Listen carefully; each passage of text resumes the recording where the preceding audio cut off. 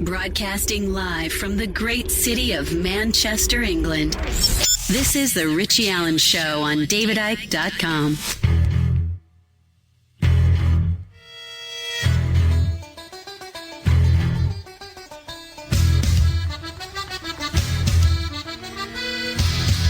It's the Richie Ysalys Show, brought to you in association with davidicke.com. And now, live from Manchester, England, here is Richie Ysalys. And it's Wednesday's show. It's the 21st of October 2015. How are you? Hope you're well. Hope you've had a nice day. And you're looking forward to 2 hours of spin-free news. Well, I say spin-free. I have opinions, of course. I won't deny that. Lots coming up in this particular programme. Coming up in hour one, brand new to the Richie Ysalys Show, making his debut on the Richie Ysalys Show, is a man called Durnford. Now, he's a very interesting man indeed. Yesterday, as mentioned on this programme, Japan's Labour Ministry confirmed the first case of cancer connected with radiation poisoning for a former Fukushima employee. Now, Durnford is an adventurer, a sailor. He's also an expert on nuclear power, and he believes the Japanese government and the world's media are covering up the real effects of the disaster, the environmental impact of the disaster. And I've been listening to Dana talk to colleagues of ours in the United States, and he thinks that the Pacific Ocean is in a state of such decay that it is unfathomable, no pun intended, to the vast majority of men, women and children in the world. So Durnford joins me from British Columbia. It's 21 minutes past the hour. To find out more about my first guest, go to the website thenuclearproctologist.org. That's thenuclearproctologist.org. He is a frog in my throat. He's a fascinating man. I mentioned at the top of the programme that he's an expert on the devastating effects of the Fukushima nuclear disaster. He's also an adventurer.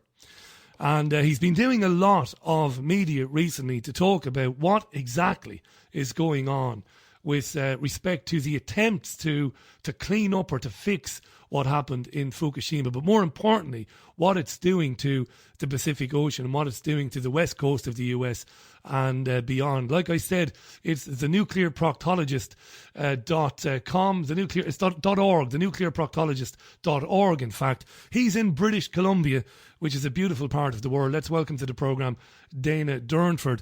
Dana, thanks for taking the call. How are you? I'm good, Richie. I'm really enjoying your vocals, actually. Kind of making me homesick. Ah, you see. Where are you from originally, or where's the family from? I'm originally from the east coast of Canada, a little place, Newfoundland. Well, Newfoundland is amazing because I'm from Waterford City, and you will know this, but many of our listeners won't. A lot of the Newfoundland accent is pretty similar to the Waterford accent, and a lot of people way back when left Waterford, left Cork, left Kerry, and ended up in that part of the world. But of course, you will know that. Right. Yeah. No, it's a very distinct accent too. On top of that, and it's just I don't hear it very often, so I was really liking it that time. You got a really strong, it's a really nice accent. I know some of my listeners were telling me during the live stream they don't miss your show, and so I made sure I put that out there so people could find you. And once again, Fukushima, of course, we got 30 minutes, I guess, is it? Yeah, we have about 30 minutes, Dana, yeah. So it's if most people haven't heard my narrative, you strap yourselves in for sure. It's a very strong narrative, and you can't have a conversation about these reactors without sounding alarmist, and you'll sound like a fearmonger. No matter how you try to ease into the conversation, it's impossible to talk about, even in the lingo, without overwhelming people. And people shouldn't be overwhelmed by something, but they are, because the misinformation, as you're familiar with, how that works in every aspect of our lives, is very strong in the nuclear industry. And for 70 years, they have propagated out a paradigm that radiation fallout or radiation accidents are the equivalent of bananas and potato chips and walking in the sunshine, getting on airplanes, dental x-rays. And these things are known as homeostasis, where you can't get any more radiation of that type in your body. Your body regulates you like a car regulates, cruise control regulates a car, or a thermostat regulates your home temperatures. Your body regulates it, and it's known as homeostasis. And so when you take that original product, that's homeostasis, and you added an extra electron to it through the nuclear bombardments of neutrons, you change the atomic weight of the element. And so that element, and there's thousands of them now that are created, they're man-made elements. The sun doesn't create them. The sun creates the elements, we destroy them. And so these elements, nothing on the planet has ever encountered it before. Nothing in the food chain all the way up through it has ever encountered it. And it has an adverse reaction immediately in the human bodies, or mammals or animals, and particularly microscopic animals. It's very devastating to them. And what's going on is that when you ingest an atom, it takes 5, 10, 15, 20, 25, 30 years for a cancer to manifest, to be diagnosed, to become a hard tumor. It's a very long process anyway. But when you start ingesting many of these atoms, and you will get a cancer from them, no matter how small it is, because it has this extra electron atomic weight added onto it, and it's not from this universe anymore. That's why we have terrorist laws. That's why we have waste repository sites and nuclear regulatory agencies. It's because we recognize the elements that we create as being harmful to everything else that's indigenous to this solar system, not just planet Earth. And so that's really something bizarre. And that's why we have weapons about space laws, so that you don't put these weapons actually into space, even though we know we do. And we do put them on satellites and send them to other planets. There is laws where people try to not do that. And so when we released it in such a large amount at Chernobyl, Ireland, Scotland, UK, you still can't sell land, deer that was contaminated from Chernobyl, and you still can't eat meat or drink some of the milk in those places, not just Europe, because radiation followed, contaminated the entire European countries. Now, Kofi Annan in 2000 said there was 3,000 children that were being treated because of Chernobyl, 3 million, children being treated from, and a lot of these will die, a lot of these will have huge problems their entire life, and it'll cost an enormous amount of sacrifices by their loved ones and themselves to deal with these autoimmune deficiencies associated with radioactive materials. And it's well known through studies on dogs. Dr. Raymond Gilmedy from Loveless Respiratory Research Institute in New Mexico has 94 peer-reviewed academic studies on beagle dogs and beagle puppies. And so that's not a very nice subject for people, I know. But he's still doing those studies of plutonium, americium, neptunium on these animals. And what he showed was that within 3 years, on a study of 144 dogs, 94 of them had bone tumors within the first 3 years, and lung tumors and other tumors to all the dogs within 4 to 5 years. Now, dog studies, he correlates it that you can extract it as a human problem immediately under those pretexts. Now, all the reactors in Japan have plutonium into it. And so 94 studies shown that it kills the dogs no matter how small of a dose they got. Is significant because a gram of this stuff produces more atoms than every grain of sand on every beach on every planet, on this planet, on every planet, on every beach. And when you're talking about 5 million pounds versus a gram, you're talking about an invisible snowstorm. So California, for instance, had 1,500 of these sulfur peroxide hydrogen buckyballs phenomenons show up per cubic meter of air. And a cubic meter of air is roughly, where you're stood up to. And so if you're breathing in that, you're breathing in more than one particle at a time, and they will sequester in your organs. But generally, plutonium, it likes your bones too, more particular. Now, Dana, can I just jump in there? Go ahead. Yeah. So what we're saying is, now you have to bear in mind, and I'm not patronizing you when I say this. No, it's okay. You're really smart, and you understand this. I'm Joe Soap Me. Some of these terms I don't understand. What are we saying? I mean, we know that it was catastrophic what happened in March 2011. From what I just heard there, you're saying is that people in British Columbia, say people in Seattle, people in California, people in Mexico, they're in serious trouble right now. Is that what you're saying? Yes, sir. Yes. And so I'm just trying to build it because I know we got 30 minutes. Yeah. And you can interject anytime with any Yeah, and I don't like doing doing that because I'm absolutely okay. gripped by what you're saying, Dana. And so you should be. And that's the importance of it, is that now the majority of this would have fell out in the ocean, but it gets reliberated with rain. And there's tens of thousands of miles of rain picked up off the ocean every day, and that's distributed to all the continents around the planet. This stuff, when it hits the upper and lower troposphere, it takes about 10 years to rain out, but it went much higher than that. And so forest fires in the Asian Pacific, for instance, have been modeled as pollution indexes in other countries, particularly North America and Ireland, Scotland, and just right around the entire planet. So a forest fire is a great big particle. These particles I'm talking about are 1/10,000th the size, but because they're created in a forest fire, they're so hot, they go very high, and they're distributed for a very long time, and they take many years to rain out on top of that, but they do go right around this entire planet in about 40 days and continue to do that for many years until they're rained out. But the radiation keeps, because it's so small, it keeps being reliberated, and it hovers at ground level on top of that. Now, so what we done was we covered 9,000 headlines about this, and then we put together an operation. We flushed out every aspect of it to make sure it was real. And then we put together an operation to go out and look at the coastline and see if we can notice any kind of impact, because that was where you would normally go. Originally, you would go look at the microscopic world and not at the whales, not at the porpoises, not at the tunas, because they're so far up the food chain. Not that you shouldn't look at them, but it's just that originally you would go look at the microscopic world, and if there was damage, then you would look at every other part of the marine food chain out there. And so what we done is 15,000 miles, and out of that 15,000 miles was 260 days of the 365 on the ocean, up to 5 months without getting home. And because the damage was so severe, we had to see if this was symmetrically throughout the entire coast of Canada. And so the last expedition, I just finally finished it, 5 expeditions altogether, was 6 weeks on the West Coast. And that was the definitive answer when I finished that one. And that was also, the entire coastline was wiped out. And so I'll just break that down for everybody in about a 3-minute run. And it's coming at you quite quick, I know, and it's quite devastating. But you have to listen to the whole interview, and we'll get you back for a part 2. Just before you go into this 3 minutes about the expedition and what you saw, I want to do a very quick recap. Dana Durnford is on the line to us live from British Columbia. I've had a good look at this man over the last few weeks, as I should do as a producer and presenter, and he's credible. He is credible beyond any words I can say to say he's credible.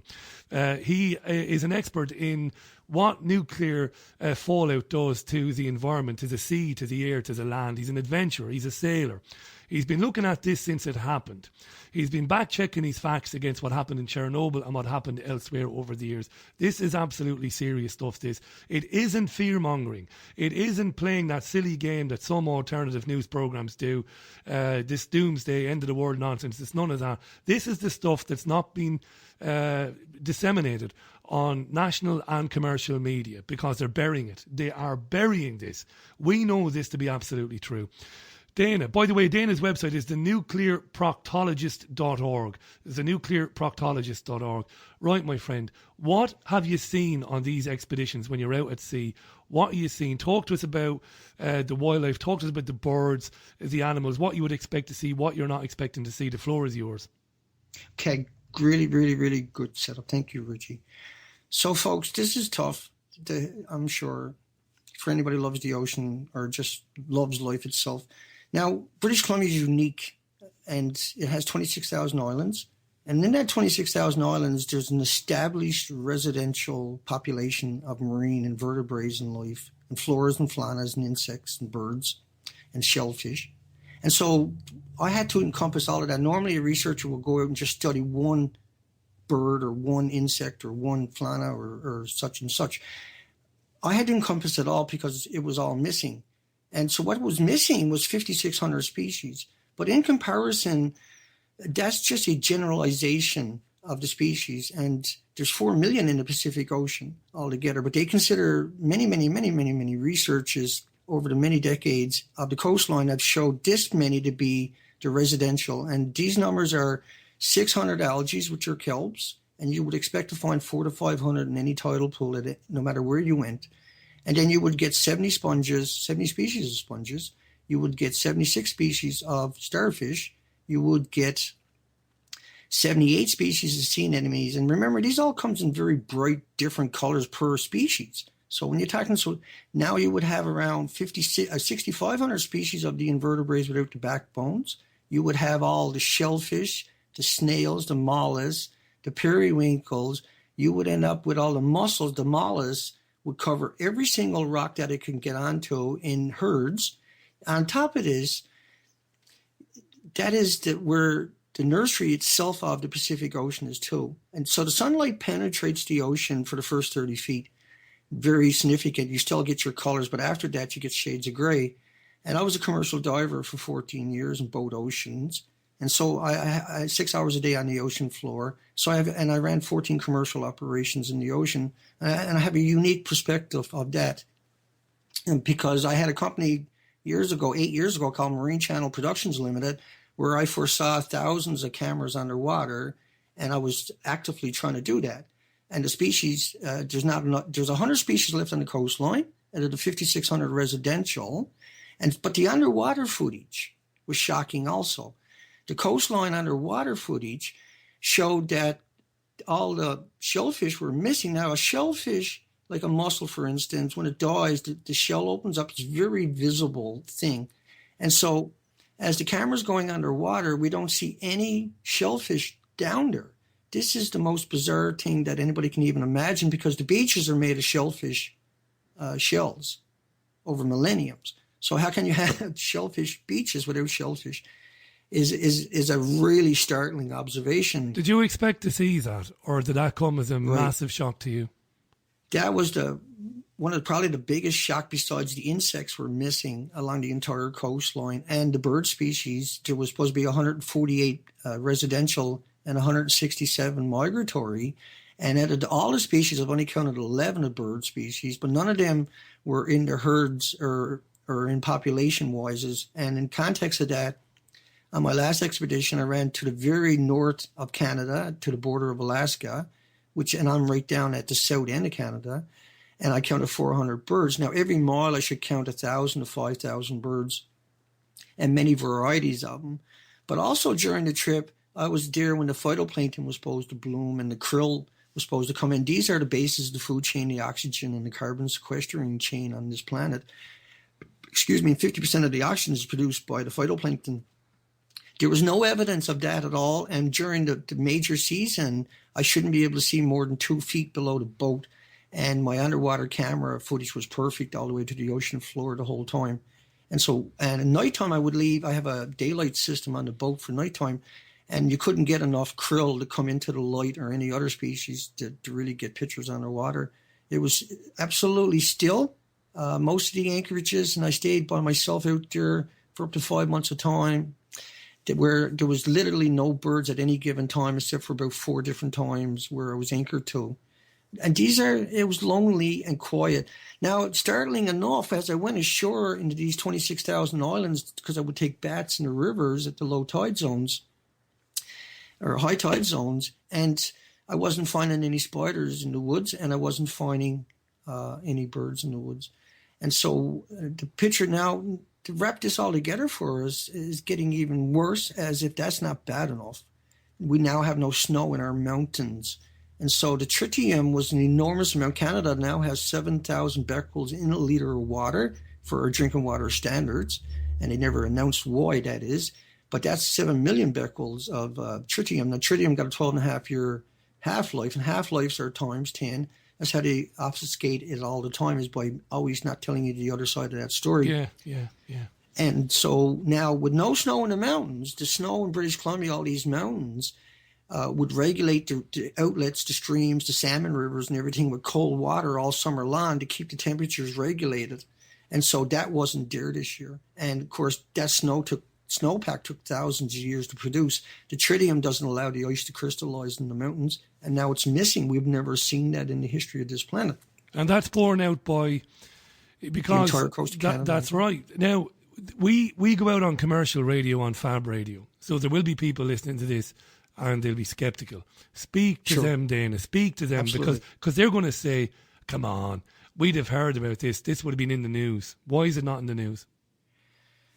It's $1 trillion a year industry. There's 1 million corporations dependent upon it, all nations. But the biggest reason for it is the future is laser weapons, and that's tied directly to the isotopes. So the more crazier the isotope you can produce, the more deadlier the lasers, the future generations of lasers can be. And so they can't give up the technology without giving up the laser technology at the same time. They can only do so much with the ruby that they use for the lasers. And so lasers, a lot of people don't even accept that, but it's just celebrated its 50-year anniversary. We were cutting 3 feet of steel 50 years ago with lasers. Who knows what they're really doing? As I'm sure you covered many times, everything we see is obsolete technology.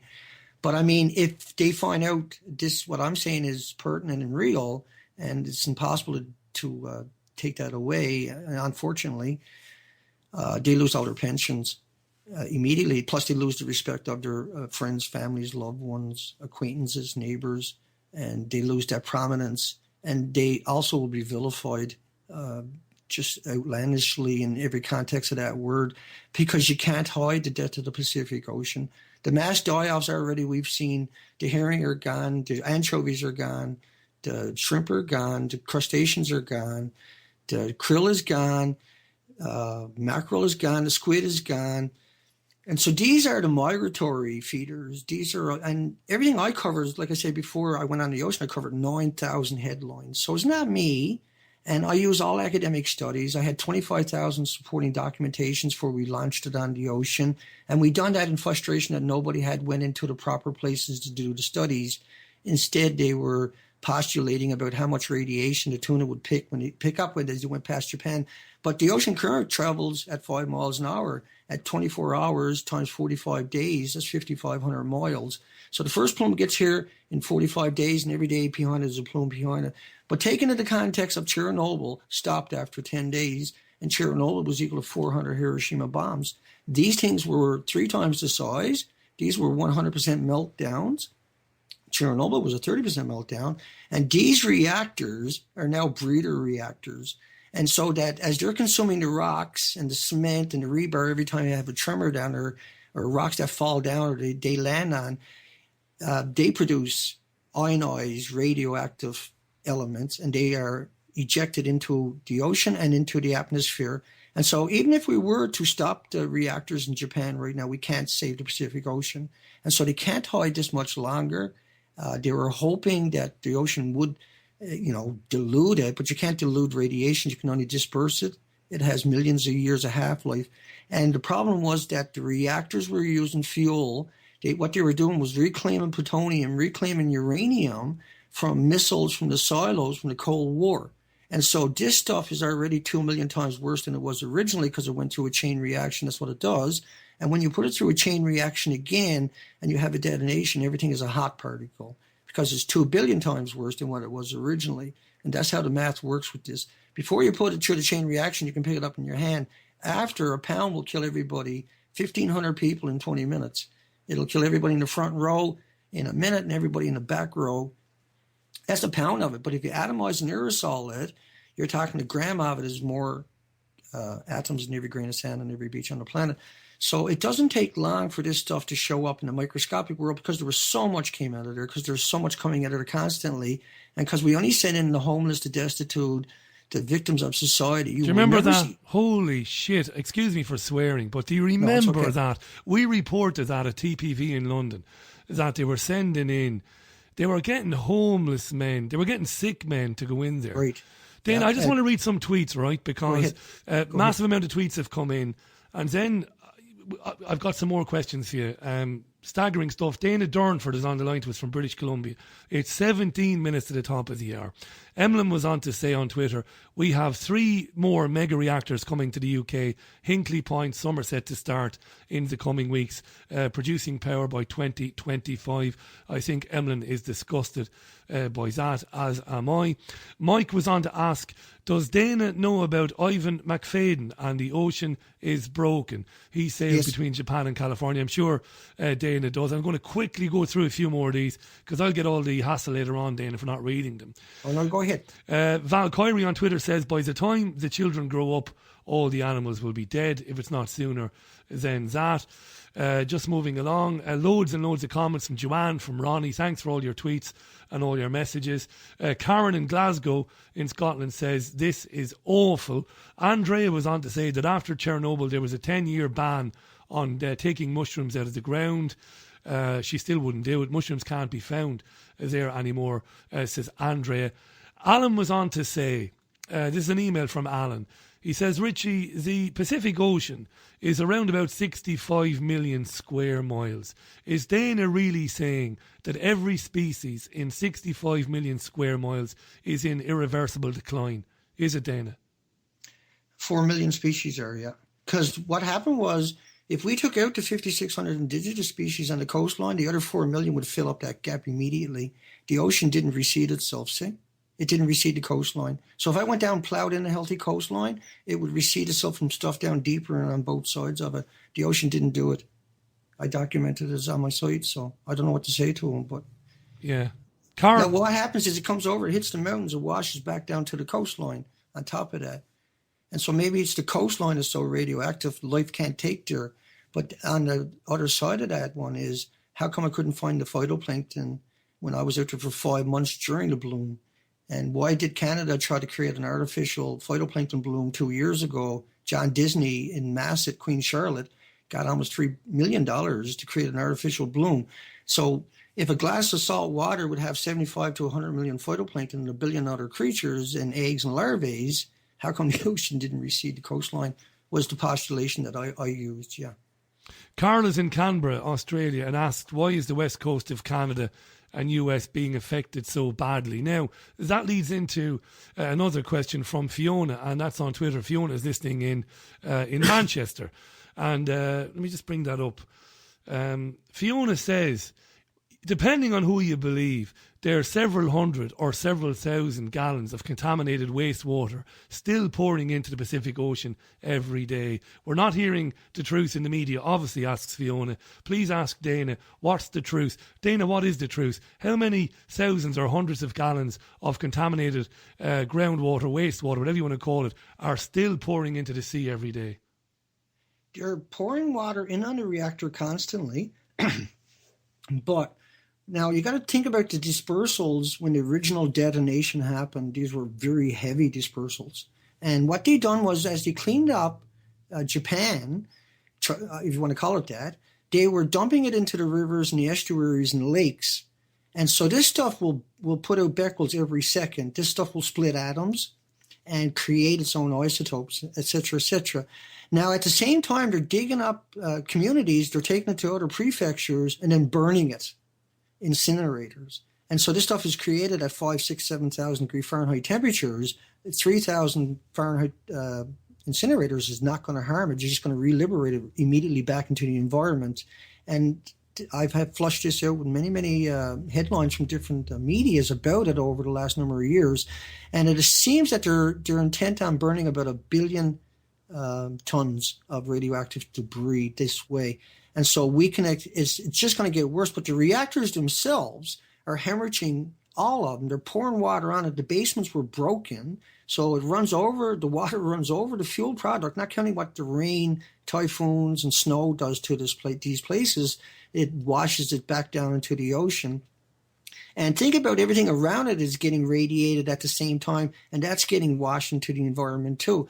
And so it's a perpetual breeder machines. This is why we have the nuclear regulatory, that this stuff doesn't go that way, where it doesn't become unhinged and be able to create its own.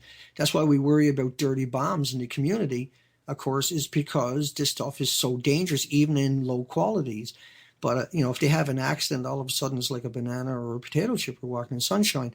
And so it's that direct conflict. But everything that's happening in Japan generally immediately comes towards North America within 3 or 4 days in the jet stream, and it's still going. But under those plants is a huge river. They built it on an old river bed. It's bedrock. It's been there for 1,000 years. The river wore it down to the bedrock, and they put the plant above this about 100 feet. And so everything that goes down gets washed out from that old riverbed. You can't stop an old riverbed even with a structure above it. And so it's being flushed out. Now, that is their backup plan. They do that no matter where they put a nuclear power plant. But let's add in one more thing before I let Richie jump back in there. The most important part of this is that tsunami ran across 500 miles of the coastline, and that tsunami not only took out Fukushima, it took out all the nuclear power plants on the coastline. They just didn't report on it. And the only power plants they're going to reopen are the ones inland or on the other side of Japan, not on the open ocean side, because they all melted down, burnt down. They lost their inventories, their storage, their fuel pools on the land. There was an enormous amount of this material. It wasn't reported. Once again, the mixed oxide fuel at number 3 alone makes Fukushima 2 million times worse than any other current reactor on this planet. Now, go ahead. Sorry, I got to ask you this. 2 questions. One, are Japanese fish being sold in Europe today that might not be safe? Number 1. But number 2, and this has been bugging me, because I understand everything you've said. What are fishermen off the coast of Canada and off the coast of the western seaboard of Canada and the United States? What are they catching, Dana? Yeah, they're catching fish because fish are further up the food chain, right? And so fish are still hanging on. Whales are still hanging on. But the 38 whales that died on the coastline, I'll just digress 1 second, they were all krill eaters. They starved to death. The mass die-off of the birds and the mammals on the coastline, they had starved to death because so the squid failed, the anchovies failed, the herring failed, these industry failed. And so fish are basically cannibalizing each other at this stage. The whales, and they were all emaciated. All the bird die-offs, the auklets, they were dependent upon krill. They were all emaciated.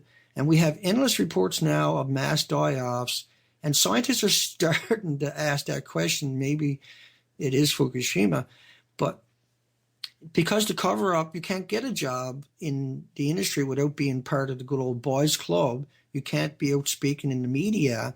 And so why don't we get nuclear scientists out speaking about this? Why do we get marine chemists? Why don't we get marine biologists? And, these are questions that people need to ask themselves, because the only 2 people that are allowed to speak, of course, are the Woods Hole Oceanographic Institution's frontmen, Jay Cullen and Ken Buesler. And that's all you really truly hear about. But it's funny you say that, Dana, because you hear those guys on Sky and on the BBC as well, those same guys. You just don't get another opinion. Just 2 of them, yeah. This programme has listeners with a variety of opinions. One of the prevailing opinions on disasters like these are that sometimes these are deliberately created.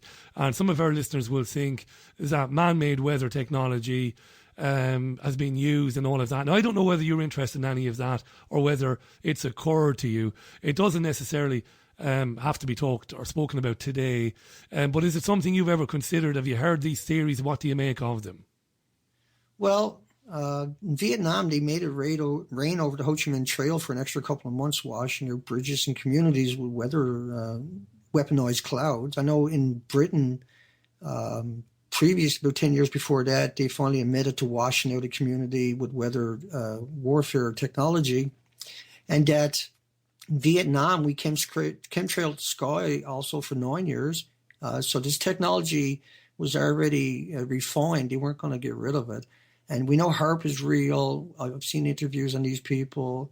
They have benign reasons for using it, but they do admit that under the wrong guise, it could be used as a weapon, and that manifestation has showed up throughout this planet, and that we know other countries have these same technologies, and that, it just keeps replicating. Anything bad, they'll replicate it right away everywhere else, apparently.